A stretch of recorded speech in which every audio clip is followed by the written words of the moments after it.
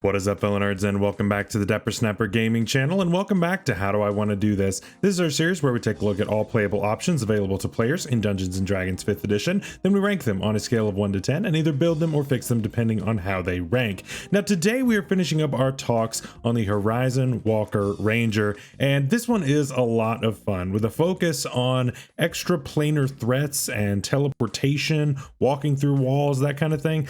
This can be a lot of fun, but we need to actually put that into a practical application today as we present a build. So before we do that, make sure to leave a like on the video and subscribe if you haven't already. As you can see, most people who watch the channel are not subscribed, so please don't be one of those people. Help us to reach our goal of 4,000 by the end of this year. I think we can do it, but of course I need your help in order to do so. Then make sure you click that bell so you're notified when new videos are uploaded, and share the video with your friends. Also, if you'd like to support this channel just a little bit further, of course, an amazing way to do that would be to become a member of the channel. By clicking that join button down below, you can become a member for as little as $2 per month, and it really helps me, number one, knowing that you are really enjoying this content, but two, it allows me to give something back to you. With this build and every build that has come prior and every build that's coming in the future, you will get a document that goes with it. Same thing with all of my subclass fixes. It is a nicely formatted document for you to keep, download, use at your table, whatever you want to do, and that really helps out, of course. And you also get the standard emotes, you get the badge next to your name, all that good stuff as well. On top of that, if you would like to support me a little bit further, at the silver tier you can support me, and that will give you these videos 24 hours early, which is fantastic. And you also will get a special shout out at the beginning of my videos, which is amazing. And finally, for the gold tier, if you are so inclined, then that one would actually give you access to a special part of my Discord, and it would also allow you to access that, talk to me privately, help us to come up with video topics for future variety builds, and I absolutely love that concept. And there is going to be more added to that gold tier as we go on, but that's what we have for now. Of course, just by watching this video, you are supporting this channel, and so I really appreciate all of you out there for doing so. With all that out of the way, let's jump into the build. So let's talk about what I was going for with this build. I'm going for a flavor build this time around. I know I get comments both directions a lot of times. On some of my builds, I'll get comments of like, well, this is purely mechanical, you're only looking for damage numbers, and so I wanted something flavorful. And I'm like, okay. So I do something flavorful, and it's like, well, these damage numbers suck. You know, I'm gonna get those either way regardless, which is fine. It helps with the algorithm, but this build is going to be more of a flavor piece. This is going to be a lot of fun, and it does have a lot of mechanical advantages. However, our damage numbers are not going to be necessarily insane, but they'll be fine. I really think that this is one that's going to fall right in the middle as far as your damage numbers. I've definitely built builds that do a lot less damage than this, and I've certainly built them that do a lot more than this.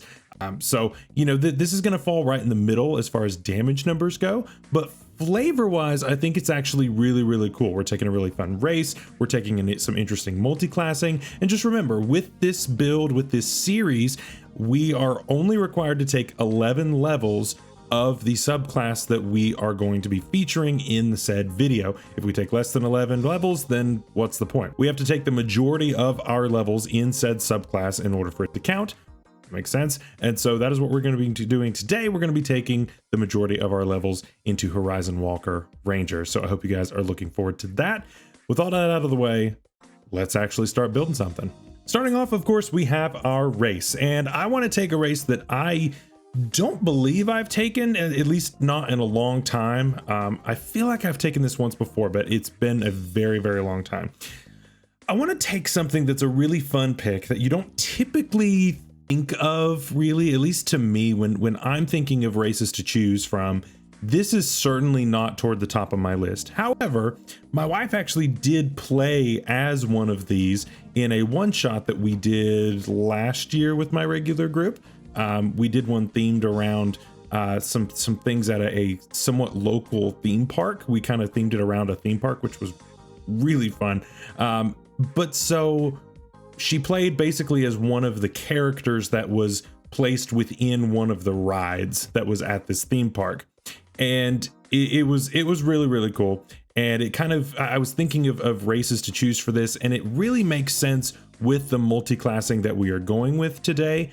And so we're going with a Reborn. Of course, the Reborn was brought to us a little bit later on in the 5e life cycle. It came out with Van Richten's Guide to Ravenloft, and it's really cool, right? The other two races that were introduced in that book also kind of work here pretty decently. The Hexblood is interesting because you get access to Hex and that kind of thing, which can be nice, but we also get Hunter's Mark, so right? So we don't really need that.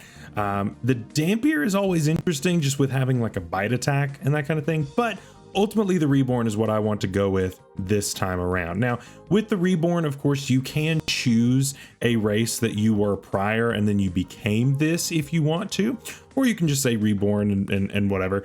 I'm going to just say Reborn and go from there. But if you would like to take something like, say you're a Reborn Tabaxi, for instance, right? You can keep that climbing speed. Of course, we're going to gain a climbing speed and a swimming speed later on. So ultimately, those don't matter too much in the grand scheme. So it's really up to you whether or not you want it off rip or just wait until you get it eventually anyway. So it is what it is. But what we're really here for is Deathless Nature and Knowledge from a Past Life. Deathless Nature is just a really nice feature in keeping you alive. It gives you resistance against poison and poison damage. You have advantage on death saves. You can't sleep, or at least you don't fall asleep by magic and that kind of thing, which is kind of like what elves do. So it's really cool. You get the shortened long rest, like a lot of others, kind of like elves. Again, you get kind of part of the elven lineage kind of built into this. But really, really cool. Advantage on death saves is insane. That's just awesome, right? So definitely something that will come up, I would imagine, especially if you have really bad luck on dice. But the bigger one here is Knowledge from a Past Life. Knowledge from a Past Life essentially gives you a free D6 that you can roll on an ability check if you don't think you rolled quite enough. It doesn't cost a reaction. It doesn't cost anything in the moment. You have a number of these D6s equal to your proficiency bonus, and you can just add them on. It's kind of like Bless, sort of, but better, because Bless isn't a D6, it's a D4. And so that's really helpful, right? That can definitely come up. And so we are going for something a little bit more well-rounded in the ability score department in this build.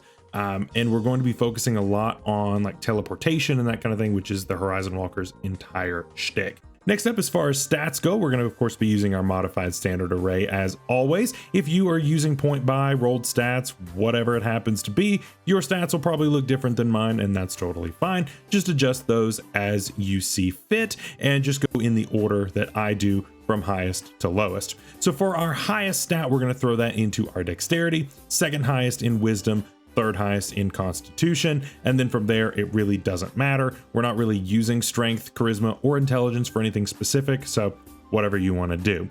Because Reborn was added a little bit later on in the life cycle, we can take either 3+1s or a +2 and a +1. So we're going to, of course, take the 3+1s and round out all of those even numbers. Finally, for equipment, we really don't need a whole lot here. We're going to take some studded leather armor, and then we're going to take some daggers or darts, whichever one you want to do.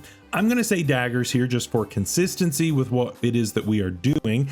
But if you want to take darts, you can. Typically, I would go with daggers in this case, but it's really up to you on what you want to do with that.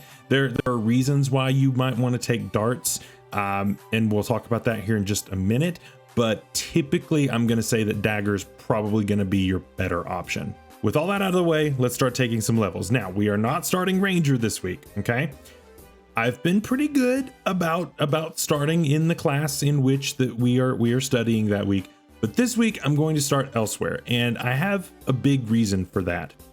One of the biggest things about the Horizon Walker Ranger is at third level, we get the ability to, as a bonus action, turn a weapon into one that deals force damage, right? Being able to deal a different type of damage than bludgeoning, piercing, and slashing is a huge advantage, right? That gives you a way around a lot of resistances in the game, and it can make a huge difference. However, it also costs you your bonus action, which can be a bit weird, right? it's not necessarily going to be the best way that you want to do this. So we've got some interesting ways to work around this. We're going to start with Rogue this week, and it's not that crazy of an idea here, but I think that this becomes a really cool build once we get all the pieces together that we need. So of course at Rogue 1 we are going to get Expertise, Sneak Attack, and Thieves' Cant. Of course Thieves' Cant is your secret language of rogues and thieves and criminals and that kind of thing, which is pretty cool. Really a flavor thing, but definitely will come up in a campaign, I would imagine. Expertise, of course, allows you to double your proficiency bonus in a couple stats that you choose. We're, of course, going to get this again when we get Canny for 1 stat. So you'll have Expertise in 3 stats in this build, and we'll see if anything else happens later. But yeah, 3 stats will have Expertise, which is really, really good. That's very, very helpful. So choose what you think is most useful there. Definitely stealth at least, and then the other 2 you can really choose what you want. Then Sneak Attack, of course, giving us an extra 1d6 damage on our dagger attacks. Of course, those are melee weapons, but they do have the finesse and thrown property, so we can of course throw those and have a ranged attack. It's not a ranged weapon just because you throw it, but it is a ranged weapon attack. 2 completely different things, and that is very important to keep in mind in this build. Once we start talking about some other things we're going to be talking about once we get into ranger levels, we'll talk about that here in a second. At Rogue 2, we're going to get Cunning Action, which allows us to do a bunch with our bonus action. This allows us, of course, to dash, disengage, or hide as our bonus action. Now, of course, in order to turn one of our weapon attacks into force damage, we are going to have our bonus action free. So a lot of the times this will not be used on times that we need to deal force damage. We may forego that feature and take a more defensive or just a full-on retreat over dealing the force damage on that turn. We're gonna have plenty of options, and you should be making use of your bonus action almost every turn. Pretty much every single turn. After this next level, you will be using your bonus action for something every single turn. And so that's going to feel really good. There are a lot of characters out there, a lot of builds out there that kind of waste their bonus action, even though it's really a good resource to have. There's a lot of things that really can help you on a bonus action. This build will always make use of its bonus action. Doesn't matter. And that, of course, comes at level 3 when we take Rogue 3. Now, this is our last Rogue level for a long time. And so don't worry, we're not going like full rogue here. We're just taking the 3 levels because I want to go ahead and grab the subclass at the beginning, and you'll see why when you see what subclass I'm taking. I am taking one of my favorite rogue subclasses that's out there, and it works perfectly with the Horizon Walker Ranger due to a feature that we get a little bit later on, and that is the Soul Knife Rogue. The Soul Knife Rogue is so fun, right? You get to make psychic blades that you can just manifest from nowhere. You can say that you pulled them from another plane even. There you go, Horizon Walker.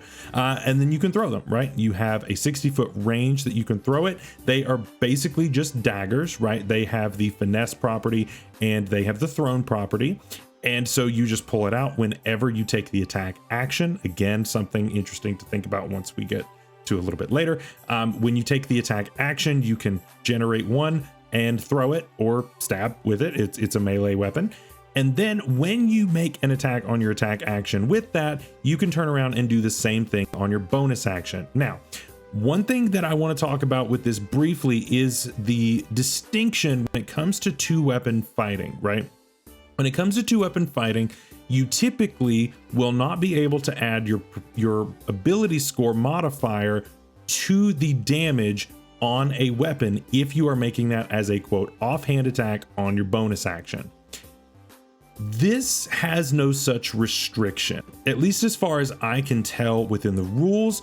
The soul knives, as it were, basically get around this because you're never holding more than one weapon. Technically, you're making 2 single weapon attacks, and your attack that you're making as a bonus action is just part of this feature. It is not considered to be an offhand attack as per how two weapon fighting works in the rules. So we do not need that feat in order to get the bonus to damage on that bonus action attack.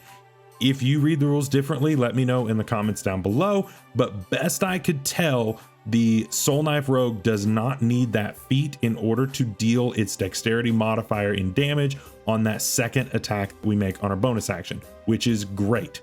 Speaking of how feats work, first of all, we're not going Rogue 4 right now, but we are going to be doing this entire build taking 0 feats. I have never done that on the channel. I have never done a build with 0 feats before.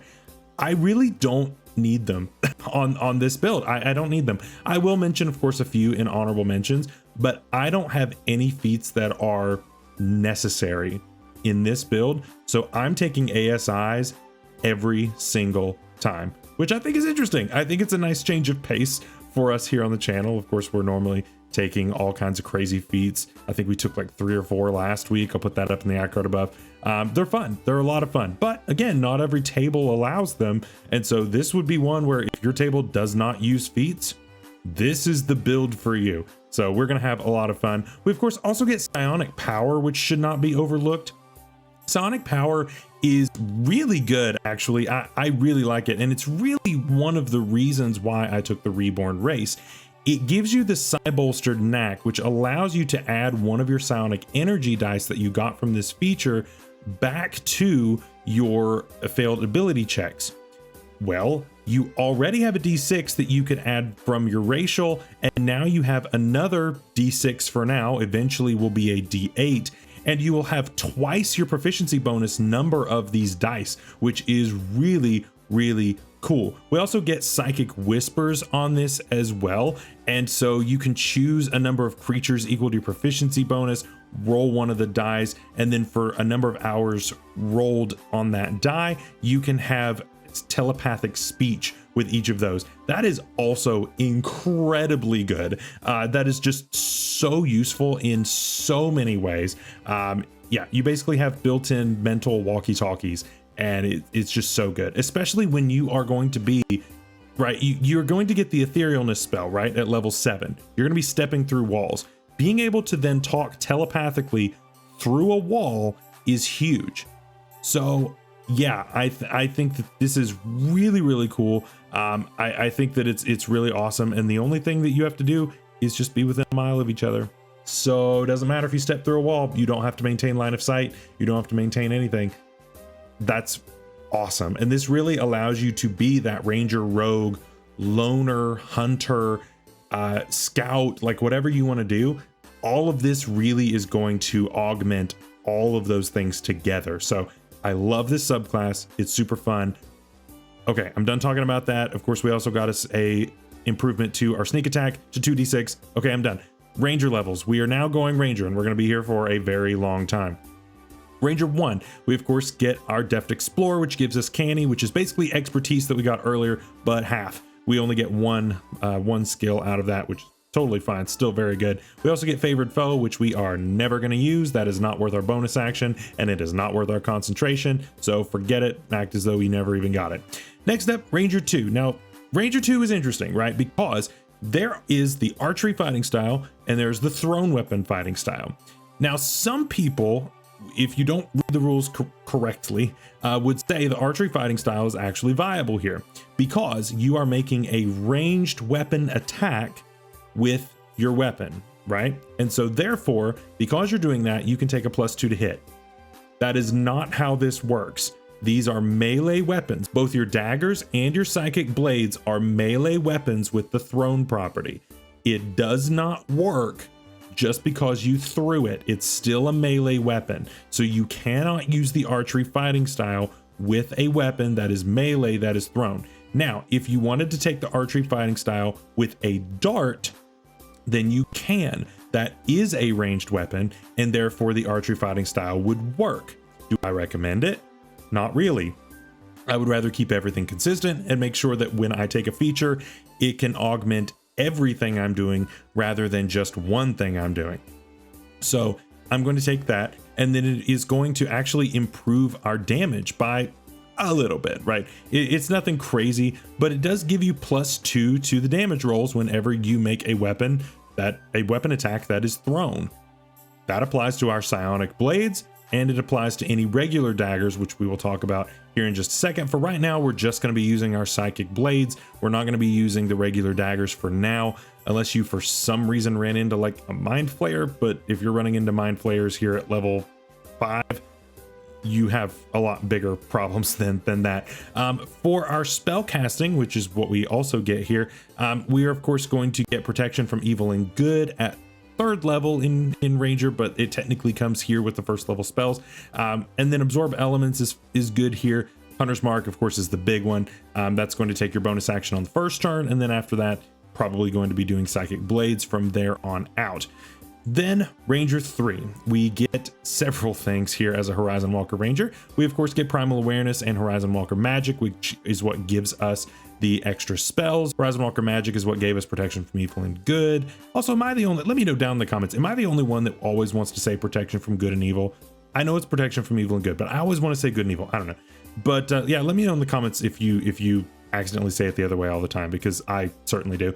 We also get Detect Portal, which is whatever. It's very situational, but it might come up once in forever. But Planar Warrior is the other one that we want to talk about, right? Because we've created a little bit of a conflict here. For our bonus action, we can either make a 2nd attack with our Psionic Blade, or we can use our bonus action to turn one of our regular daggers or one of our Psionic daggers into force damage, right? I would never use this feature to turn one of your Psychic Blades into force damage, unless you're fighting like a Mind Flayer or something that is immune to psychic damage. That is a waste of this feature, at least to me. So we can do this one of 2 ways. If the creature you're fighting has some kind of a resistance to psychic damage, which is incredibly rare, but if that were to be the case, then that is where our force damage change comes into play. The biggest weakness that we talked about with this is that you get extra attack with these weapons, right? And typically this is going to be a melee focused subclass, but I wanted to go ranged this week. And so typically you're going to be using a sword or something, but then you're going to get extra attack in 2 levels, right? The bonus action turning it into force damage is only going to apply to 1 attack, not the rest of the turn. So in that way, it's kind of limited, and it puts you in a weird position, right? So you may hit with force damage and deal regular damage, but then your next hit is resisted. And then if you were doing 2 weapon fighting for a 3rd attack, that 3rd hit's resisted. So you might as well have just made 2 regular attacks rather than having, 1 regular attack and 2 resisted hits, right? So that's kind of where I'm at on this. So I really don't think that it's necessarily worth going for on this. So I would probably just stick to doing my Psychic Blades, unless you want to use a regular dagger and turn that into force damage, in which case that is what you'll use your bonus action for that turn. So probably somewhat rare. Psychic damage is typically really good. So probably just use Psychic Blades here, but that's totally fine. Ranger 4, we get our first ASI feat, and just like I said before, we're bumping dexterity, and I'm gonna bump dexterity until it's maxed out. And from here on out with ASIs, that's what I would do. And so we're just gonna move on. It's pretty simple and easy. Ranger 5, we get extra attack. Now, here is the issue that I was kind of alluding to at Ranger 3. When you are throwing a Psychic Blade, it says when you take the attack action, you can summon a blade, not when you attack. The difference is that when you attack with extra attack, you cannot pull more than 1 blade, Psychic Blade anyway. So you have to attack once with that, and then you've got your bonus action to throw another one. So here's the thing. If you want to make 3 attacks, you can, and I would suggest that you do. You can make 1 Psychic Blade attack, you then make 1 attack with a regular dagger, and then you pull your bonus action Psionic Dagger and throw that. So that way you've got 3 attacks. That's 3 chances for sneak attack. Of course, you only get to apply it on 1 of your attacks, but still, that's 3 different attacks that you are able to make. And that's really nice, right? You, of course, don't have any problems with drawing weapons. Of course, you want to make sure you always have a free hand in order to be able to draw things, but you do have the thrown weapon fighting style. So if there's any problems about drawing and stowing weapons, you're good. You've got that covered there, which is nice. But yeah, so what we can do now is make a regular psionic attack, make an attack with a dagger, and then throw our other psionic as a bonus action after we've set up the initial hunter's mark. So 3 attacks in a turn with a rogue, which is really, really cool, and ranger, of course. That's really good. At 2nd level spells, we get Misty Step here, which is amazing.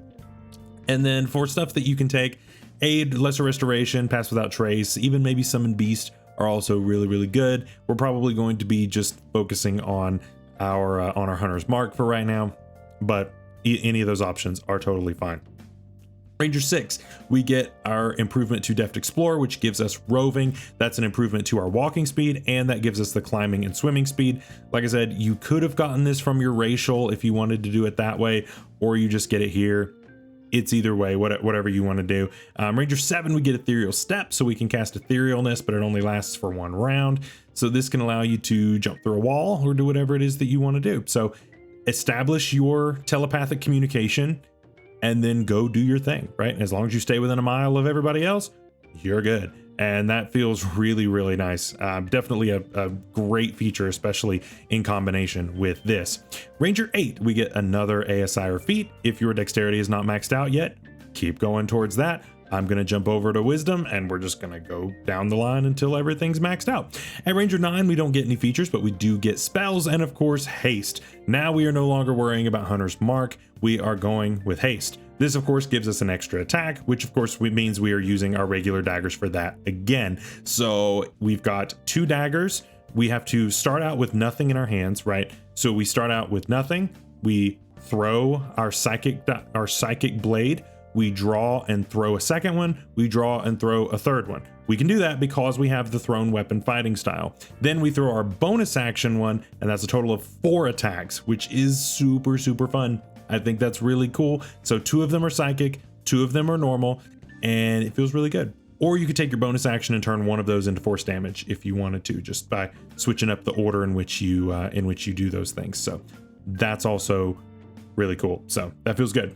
Then Ranger 10, we of course get Deft Explorer improved to grab Tireless, which is decent. It helps us with like exhaustion and that kind of thing. It's fine. Nature's Veil allows you to turn invisible temporarily, which can definitely be really nice. It's definitely cool to have that along with your rogue kit. And so that gives you some temporary advantage on all your attacks, which is really nice. So definitely could help. Then Distant Strike, of course, comes along at Ranger 11. Now, this is really where your prowess is kind of elevated, right? This is probably the best feature of this subclass is here at level 11.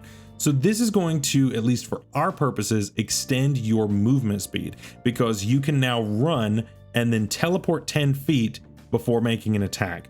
And what's nice about this is that we're already making a lot of attacks, right? We can already make 4 attacks if we are hasted. This says that we can make an additional attack as part of our attack action if we've hit more than 1 creature, and as long as we're hitting a 3rd creature. So this is just spread damage all over the place, and we can make 5 attacks as a rogue/ranger. What's also cool is that this extends your movement speed by 10 feet per attack, right? With haste, we're making 4 attacks. If we are making 3 attacks against different creatures, that's an additional 10 feet because that's an attack we didn't have already. So we've extended our movement speed by 50 feet just by having this feature, which is amazing. You're never taking an opportunity attack again, right? You can just go do whatever you want and zip around the battlefield. And this is going to rival any monk out there, right? Monks are huge when it comes to mobility. This just went crazy and I absolutely love it. So as long as you hit 2 creatures at least, then you can hit a 3rd creature and that extends the range of your teleports that much more, which is so cool. And then the other 2 attacks, you can do whatever you want with them. So you can do 2 into 1 creature, 2 into another, and 1 into a 3rd if you want to, or however you want to split that up. But yeah, you could do 3 into 1, 1 into 2 others, however you want to do that. Really, really cool, really, really fun. So definitely a huge buff there that works all together with this. Then at this level, I really don't think I have a huge advantage in keeping going in Ranger. Our feature that we get at Ranger 15 is literally just Uncanny Dodge, which rogues get at level 5. So why would I not go Rogue 2 levels instead of going Ranger 4 levels? Doesn't make any sense to me. Plus, I'm going to be improving my sneak attack. Plus, I could get another round of expertise. Plus, I could get evasion, and I could finally get soul blades, which allows me to teleport with my blades, which makes all the sense in the world with our subclass. So that's what we are going to do. At Rogue 4, we're going to get another ASI or feat. Again, I'm just bumping whatever stat is next highest. So for me, it's wisdom, but whatever you've got to be working on right now. Rogue 5, Uncanny Dodge. So like I said, this is the same thing as the 15 level feature from this subclass of Ranger. I might as well take it here. It's just better. Plus I get an improvement to my sneak attack, which is really good. Rogue 6, Expertise. So we get some more skills there that we can double the proficiency bonus in. Always a good thing. Rogue 7, Evasion. That's huge, right? It's for dex saves. So you can, of course, if you succeed on a dex save, take 0 damage. If you fail, you take half. So it just basically makes all of that better. Again, making you really, really tanky when it comes to saving throws and when it comes to actually taking a regular hit. Rogue 8, another ASI or feat. We're bumping stats once again, so now we're on Constitution, or however you want to do that. And finally, level 20, we of course get Soul Blades, and this gives us 2 features that buff the psionic energy dice and buff, of course, our attacks. So back at level 5 in Rogue, of course, our psionic energy dice improved to a D8, which is really cool. But here we can now add one of those psionic energy dice and add that to an attack roll. So that makes our attacks more reliable, which is good. And we also get psychic teleportation, which allows us to roll one of our psionic energy dice, which of course is up to a D8 at this point. And we get to roll that. Multiply that by 10, and that is the number of feet that we can throw it and the number of feet that we can teleport to. That's pretty big. That's up to an 80-foot teleport if you roll well. It's also it also could be a 10-foot teleport if you roll poorly. But either way, again, we've got a lot of ways to teleport, and this is also double our proficiency bonus number of these dice. So 12. We have a lot of these dice. So use them. Feel free to use them, which is really, really cool because you get them back on a short rest, which it also feels really good. It's just such a cool thing together. They work so nicely, and I'm so glad to finally have a build that uses this subclass. So that is our build for today. Let me know what you think down below. Definitely one of my weirder builds, but I definitely love this one. This is super, super fun, and I really hope that somebody out there will play this and let me know what you think, because it seems like an absolute blast. So let's talk about some honorable mentions though before we go. Of course, I have a few ways that this build could have gone, but you know, this was the one that I really liked here. So for other races, the Eladrin is pretty obvious here. The Eladrin is an elven race, so the planar shifting and that kind of thing makes a lot of sense. But also the teleportation, right? Eladrins get the ability to teleport in weird ways, and that's really, really cool. So definitely, if you're going for the ultimate in flavor on this, Eladrin is the way to go. And then if you're looking at like the psychic abilities and that kind of thing, the Githyanki is of course going to be your best friend there, right? Githyanki of course get several psychic related features that work really well with this kind of flavor, and a lot of people are like, yeah, that thing's an alien, right? So definitely could play into the from another plane or protecting planar threats and that kind of thing. So really, really cool. For other feats, I say other, we didn't take any feats in this build, but the mobile feat of course would just make you that much quicker. I didn't think it was necessary because we have such mobility already, but if you want to just keep on cranking it, mobile feat is there, and it makes a ton of sense. Also, the poisoner feat, I don't recommend this much, just because the poisoner feat kind of sucks. It sucks a lot, actually, because the DC for the save against the poison is just so low. But it is an option, right? You can pre-dip those regular blades that you're throwing instead of the psychic ones, and just kind of go from there and possibly get some extra damage and things like that. It's very much unreliable. That's why I didn't really focus on adding it, just because the feat itself is pretty bad. But it is an option if you wanted to try something out like that. Lastly, other options for multi-classing. Battlemaster Fighter is always going to be good on something like this. You really can't go wrong. And of course, you also could go with something like the Rune Knight. Rune Knight's also always going to be pretty good here if you go with more of a melee build. I think 2-weapon fighting actually makes a lot of sense with this subclass. I really like that, and so you could go with Rune Knight to help with that. Definitely an option there. And then for more of your spell casting, I know a lot of people really like the Arcana Cleric with this, and so I'll go ahead and recommend that. I'm not the biggest fan of the Arcana Cleric. If you've seen my guide, I did that a long time ago. It's up in the iCard above. I didn't really like it because it doesn't really get good until level 17. And so like, it's nice having the extra cantrips and that kind of thing. You know, I'm currently playing a druid right now, and I took 1 level in Arcana Cleric to start, and then I went druid after that, just in order to get some of those really good cantrips. So like, the first level feature is pretty good, and then to me it's pretty trash until level 17. And by that point, why would I make it part of my build for Horizon Walker if I'm going to be taking 17 levels in something else? So yeah, I don't know. If you want to take 1 level in Arcana Cleric, I can see it. Just for me, it's just not really my thing, but I know a lot of people feel very differently about that subclass. So that is all for today. I hope you guys enjoyed. Of course, tomorrow we've got our week 6 battle for the UNPL Pokemon Draft League. If you have not seen that series, please make sure to check that out. I spend a ton of time on those videos, and nobody watches them, but they're really fun. It's basically fantasy football, but for Pokemon. So make sure that you check that out when it goes live tomorrow. And we will of course be continuing next week. I believe next week is the Hunter. So jumping back to the PHB, and we'll have some fun with that. Until next time, stay safe out there, stay healthy. We'll see you later. Bye-bye.